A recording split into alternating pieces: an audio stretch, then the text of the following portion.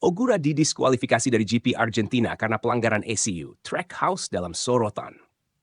Gelaran MotoGP Argentina 2025 menghadirkan kejutan besar setelah Ai Ogura, pembalap rookie dari tim Trackhouse Racing, harus menerima hukuman diskualifikasi.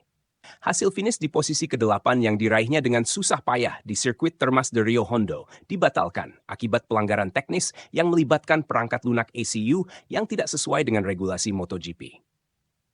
Perjalanan Ogura di Argentina yang berliku. Akhir pekan di Argentina tidak berjalan mudah bagi Ogura. Pembalap asal Jepang itu mengalami kecelakaan di sesi kualifikasi, membuatnya harus start dari posisi ke-15. Kesalahan strategi saat sprint race juga membuatnya gagal menunjukkan performa maksimal. Namun, Ogura bangkit saat balapan utama, berhasil menyalip banyak pembalap hingga finish di posisi ke-8. Bahkan, ia kembali menjadi pembalap terbaik Aprilia dengan motor RSGP Trackhouse-nya. Namun, kebanggaan tersebut berubah menjadi kekecewaan setelah pemeriksaan teknis pasca balapan mengungkap bahwa motor Ogura menggunakan perangkat lunak ECU yang tidak dihomologasi. Situasi ini cukup mengejutkan karena sejak 2019, MotoGP telah menerapkan sistem elektronik seragam untuk seluruh tim di grid guna memastikan kesetaraan kompetisi.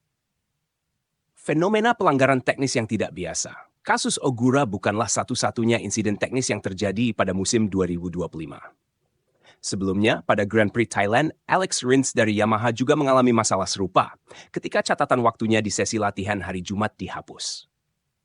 Penyebabnya adalah penggunaan perangkat X2 Race Link yang tidak diizinkan oleh timekeeping resmi MotoGP. Unit tersebut memungkinkan akses GPS yang dilarang keras di kejuaraan ini. Dalam kasus Ogura, belum jelas apakah kesalahan ini berasal dari kelalaian tim atau ada faktor teknis lain yang menyebabkan perangkat lunak ECU tidak sesuai regulasi. Namun, kejadian ini menjadi pukulan besar bagi Trackhouse Racing yang merupakan tim baru di MotoGP dan sedang berupaya membangun reputasi di kelas utama. Konsekuensi diskualifikasi bagi klasemen. Dengan Ogura didiskualifikasi, para pembalap di belakangnya mendapatkan keuntungan berupa kenaikan posisi.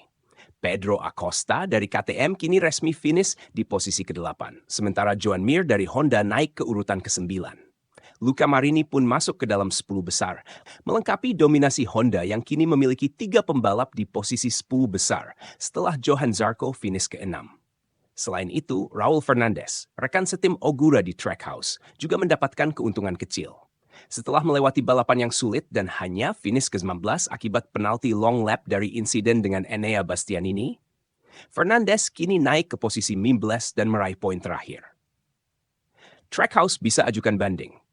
Namun waktu terbatas. Trackhouse Racing memiliki hak untuk mengajukan banding terhadap keputusan ini.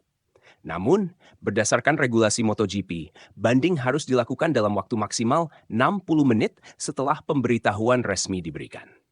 Hingga saat ini, pihak tim belum mengeluarkan pernyataan resmi terkait apakah mereka akan mengajukan banding atau menerima hukuman tersebut. Kasus ini menjadi tamparan bagi Trackhouse yang masih beradaptasi dengan ketatnya regulasi teknis di MotoGP. Kejadian ini juga menjadi peringatan bagi tim-tim lain untuk lebih teliti dalam memastikan kepatuhan terhadap regulasi yang telah ditetapkan. Kesimpulan. Insiden diskualifikasi Ogura menambah daftar panjang kontroversi teknis yang mewarnai MotoGP musim ini. Dengan semakin ketatnya regulasi dan pengawasan dari penyelenggara, tim-tim MotoGP harus lebih waspada agar tidak terjerat masalah serupa. Bagi Ogura, ini menjadi pelajaran berharga dalam musim debutnya di kelas utama.